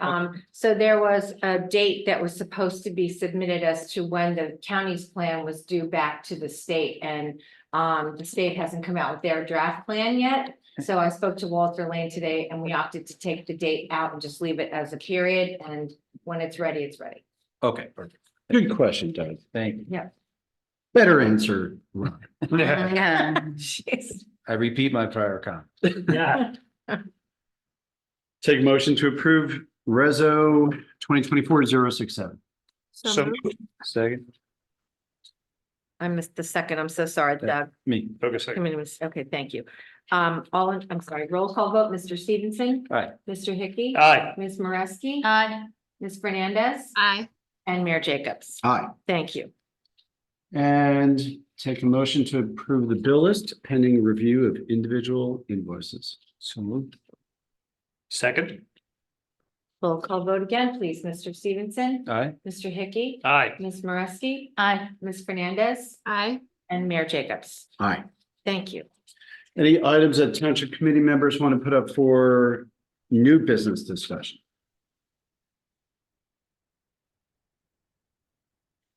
Seeing none, go to old business, DOT improvements. I'm still waiting to hear from DOT on adjustments to the pedestrian timing to cross Route 206 up by the library. I'm not sure why it's taking DOT so long to not just implement those improvements, but respond to us and saying, yes, we're proceeding with it. So I'll continue to follow up with them, and I know Chief Bernardo is as well. Utilities. Mayor, just a quick update. Marilyn Davis, the Senior Director of Government Affairs for Altice, recently announced that Friday, May 3rd would be her last day. As you may recall, she appeared before us several years ago and heard our residents loud and clear. And she's been a very good advocate for Bedminster and was a key proponent behind the fiber to the home project. In a large company like Altice, you need those internal allies to succeed and to get money into your community. And she has done just that. We wish her the best on her future endeavors, and her future successor has some pretty big shoes to fill. That's all I have, Mayor. Just real quick on Altice, Yeah. we certainly know that some neighborhoods have already been connected, or they've been installed. Correct. And Fiber has been installed. correct. Has the switch been turned on? So if you are a new customer in 4 of the 5 neighborhoods, there's still a 5th one being constructed right now, which is Knollcrest. The 4 that are completed and released from construction, if you are a new customer, you can go on the website right now and order service. The hitch is you can't do it if you're an existing customer, which doesn't help anybody. It's a database issue that they claim they've been having. What I've asked them and what they've responded to is they will put a concierge line in that will be special for Bedminster. So if you're not comfortable calling the call center, which is typically overseas supported, you'll go right to a special Bedminster line. They will know what Bedminster is. They will know the communities in which the fiber has been installed and is ready to go, and they will provide the correct pricing. So that's what they've committed to do over the next several weeks. And they're also going to have an Altice Day, which hopefully will be at the Hills Village North Master Rec Center. Still trying to nail a date down on that one. I actually put a call into them today to just figure out when that date will be. So those 2 things need to happen. But like I said, if they can resolve the database issue, existing customers can order on the line right now. Otherwise, they have to call the 800 number. So 4 neighborhoods Are completely up and wired and done. are wired. Yes, Knollcrest is being ongoing. is ongoing. A target date to be completed will be probably the end of this month. And have there been mailers or flyers, or do you know if there's? I don't know if they've sent it. Resident? Yeah, I don't know if there's been bill inserts yet. Okay. Haven't got that answer. Okay. All right. Thank you for that update. We mentioned PSE&G earlier on Old Stone House. So PSE&G, just real quick, and I know this from talking to Brian Wild on this issue. So PSE&G, in working with the residents on Old Stone House, which was a neighborhood where they did opt to connect to gas. And PSE&G said, okay, we're ready to bring gas down your street. We were ready to pave Old Stone House, I believe it was last year, and we deferred the paving until such time as the gas line was installed, so we didn't have to rip up the street a second time after it was newly paved. We don't have an answer from PSE&G on when they're actually installing the gas line. So there's a commitment to proceed. They just haven't scheduled it yet. Oh, was that? No? Thought there was, might be Gina. So I know Kevin is following up with PSE&G. I have some contacts at PSE&G. I'll follow up with them as well. And so hopefully that work proceeds quickly. So we'll update that hopefully at the next meeting. Pluckman Park Housing, John and Doug, I believe you guys had some discussions internally. Yeah, we did, and we developed a response back to the owner. This was basically going to invite more data, more information. We just don't have anything from which to work from, quite frankly. Okay. It's a bit of a hamster on the wheel, but we'll try to be more, not more direct again in what we say, what we're looking for. Right, certainly, once again, the expectations of the residents, expectations of the municipality from the owner of that complex. Okay, thank you, guys. Somerset Hills Public Safety Committee. As Robin mentioned earlier, we're applying for a grant from a federal grant from Congressman Kane's office. This application stems from a conversation I had with the congressman a couple months ago, as well as follow up with members of the staff regarding what we're doing with our surrounding towns on coordinating public safety, especially with regard to the break-ins, the car thefts that we've seen in Bernards, in Bedminster, and our other surrounding communities. When the the April application with the May deadline for submitting, this used to go by the name of earmarks. Now they're called community, Robin, you're going to Project funding grant. community project funding grants. So they're no longer earmarks, community project funding grants. So when the notice came out, I reached out again to our liaisons at Congressman Kane's office, both locally and in Washington. And I threw the idea about the Somerset Hills Public Safety Committee applying for the automatic license plate readers and the traffic cameras together. Asking, would that elevate the consideration of the grant? And Robin and I reached out immediately to the members of the other towns on this public safety committee. Bernards Township has already applied for a grant, and Burnsville has also applied for a grant and is already committed. However, Far Hills, Peapack, Gladstone, and Bridgewater said they would gladly participate in our grant application. So our grant application that's going in, right? So Bridgewater's a big town. We're the next biggest town, Far Hills and Peapack, Gladstone. Once again, in talking to Congressman Kane's office, they said going in with other towns would certainly elevate congressional consideration of our application. So we're crossing our fingers, whatever we can. Hopefully our application is received favorably down in DC, and hopefully we get news soon. The next meeting of the Somerset Hills Public Safety Committee is later in May. It's actually coinciding with the meeting of the Conference of Mayors. But I think 4 of the 6 mayors are going to attend at that conference. I will not be, so I'll participate by remote.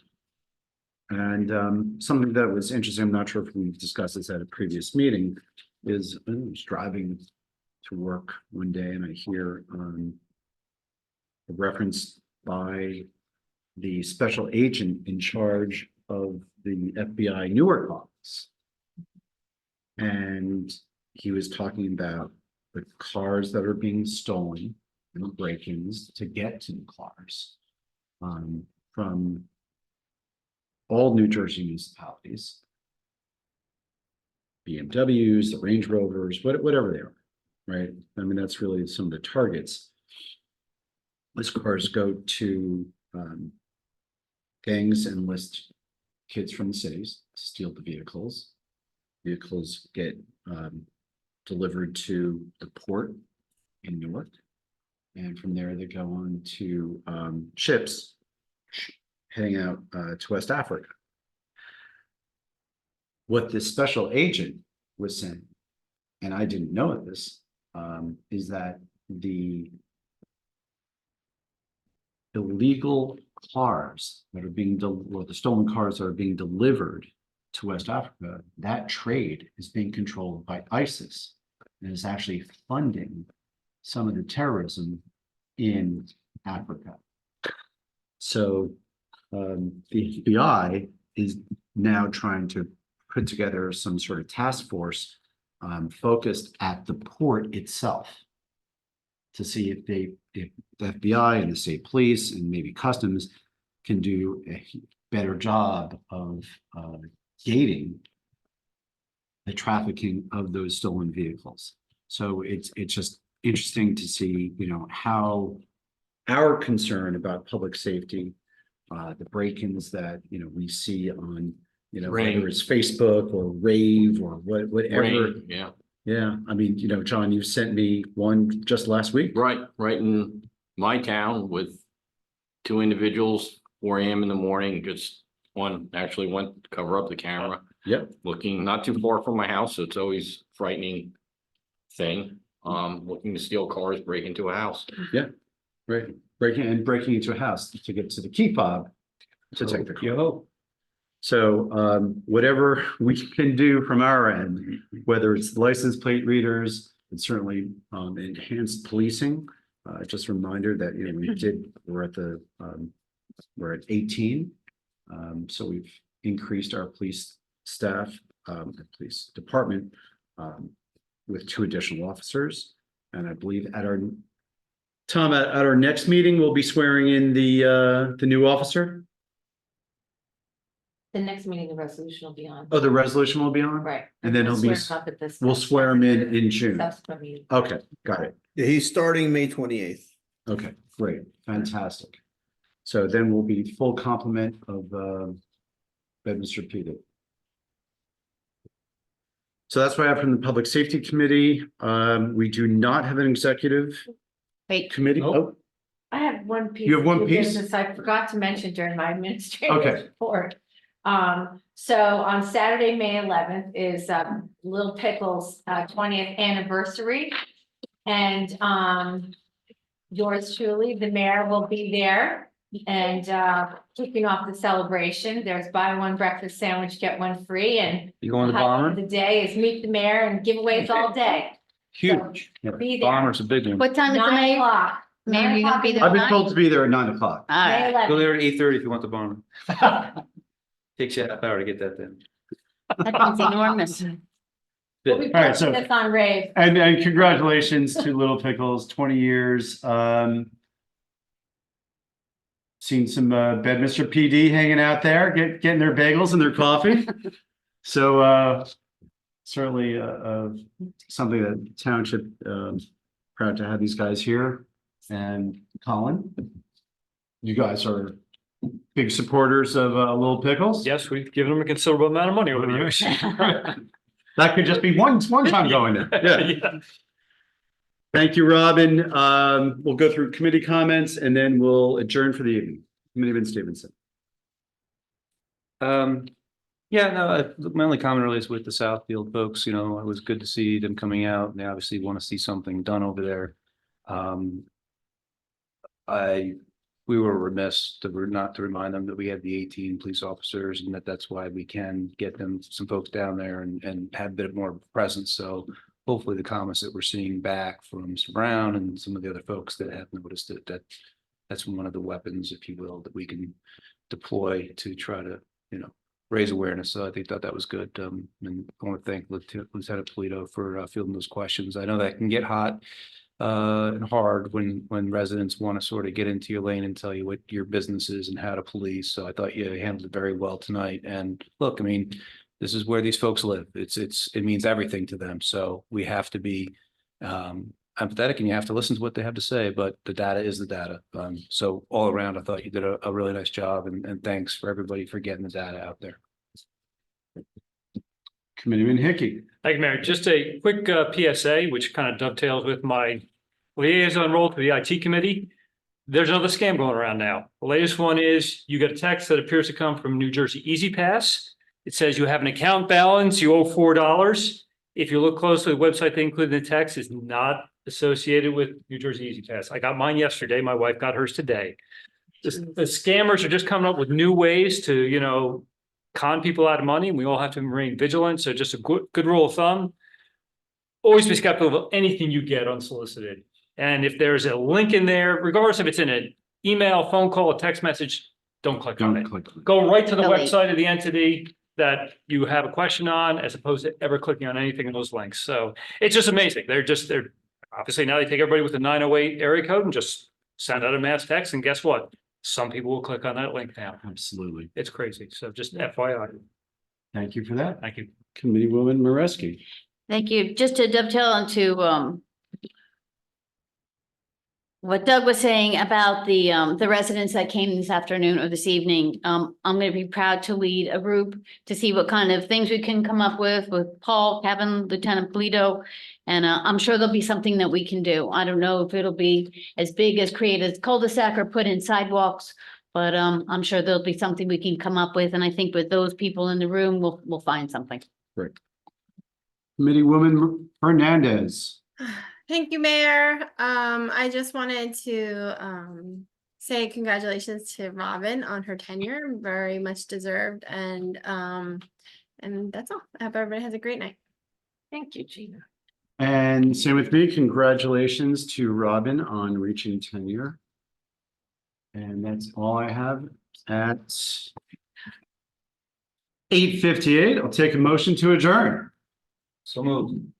Second. All in favor? Bye. Thank you and good night. Bye. Good night. Good night. Bam.